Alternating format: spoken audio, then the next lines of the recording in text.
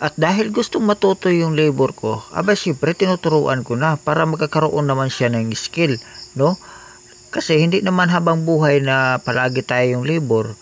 Siyempre kailangan aangatin tayo, aasinso tayo, kahit sa skill lamang, maging labor hanggang naging mason o naging telsitter o matuto ka rin magkarpentero para naman medyo kahit papano lalaki yung sahod mo, So, at may skill ka na. Ito na mga idol, yung tinuturo ko sa kanya, yung pagkabit ng 60 by 60 ceramic tiles, no? So, isang peraso lang to, tinuro ko sa kanya, dry pack yung ginamit namin. Kasi medyo komportable ako sa dry pack. Kasi pag basa, parang hindi ako, satisfied. Ito talaga mga idol, meron talaga tong adhesive, no? Yung una naming pinahe doon sa flooring, adhesive yun. Tapos yan, mortar na yan, Semento, buhangin na yan. Yung tinatawag na dry pack, yun. Tapos, kailangan, pag mag-practice ka, kailangan nga ipantay mo muna yung mortar. Kailangan walang lubak-lubak. So, ganun talaga.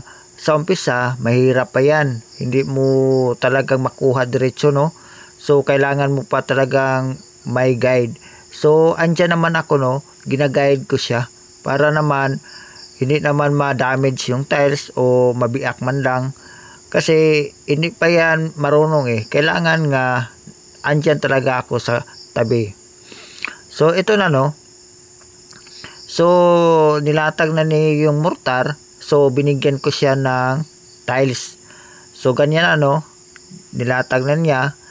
Tapos, meron pa yang mga lubak-lubak. So, kailangan pa niyang tapala, Kailangan nga pantay talaga yung mortar, yung minasa. Para naman, walang bakante. Yun kasi ang dahilan para magkaroon siya ng kapak, Kailangan na walang talaga, kanang walang lubak-lubak. So, pantay talaga, para matibay. So, ganyan, yung una talaga niyang pokpok, parang alanganin, Hindi talaga siya marunong magpokpok. So, kailangan ganun talaga yon. Kasanayan lang yan, Ako dati, ganun din. So, kailangan masanay ka.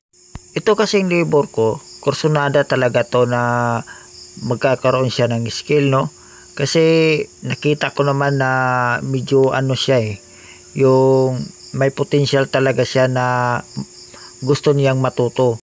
Iba kasi itong labor na to, Kasi pag ako magtrabaho, kung anong gusto ko, yun ibibigay niya. Gusto ko tubig, andyan na yung tubig. Gusto ko minasa, andyan na yan. So, hindi ko na siya kailangan pang utusan, Alam na niya kung ano yung kailangan ko. So, at ganun din ang kailangan kong labor. Yun ang gusto ko. So, ngayon, medyo matagal na kami nasasama. So, kailangan ko siyang turuan, Kasi ito siya, pamilyado na siya Kailangan na magkaroon na siya ng skill. Kasi, pag palagi tayong labor medyo maliit lang yung sahod, so kulang yun sa halimbawa pag may mga anak ka na, so kulang talaga yun kung labor lang yung sinasahod. So kailangan na mag-practice talaga. Ito na mga idol, nilalagyan na niya yung tiles ng adhesive. So kailangan yung paglatag ng adhesive pantay din, huwag yung medyo mayroong makapal, mayroong manipis. So kailangan parehas, kung makapal, manipis, yun, para hindi ka magka-problema sa pag-set up ng tiles. So ganun talaga, aba siyempre ako nakatingin lang ako sa kanya, palagi ko siyang tinitingnan kung ano yung mali, siyempre tinatama ko, Ito na guys, itong klase na tiles na to, ceramic to, 60 by 60.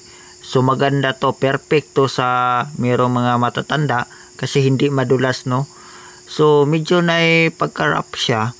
So hindi talaga siya madulas. tama talaga to sa mga matatanda na mahirap maglakad. So ito na guys, no.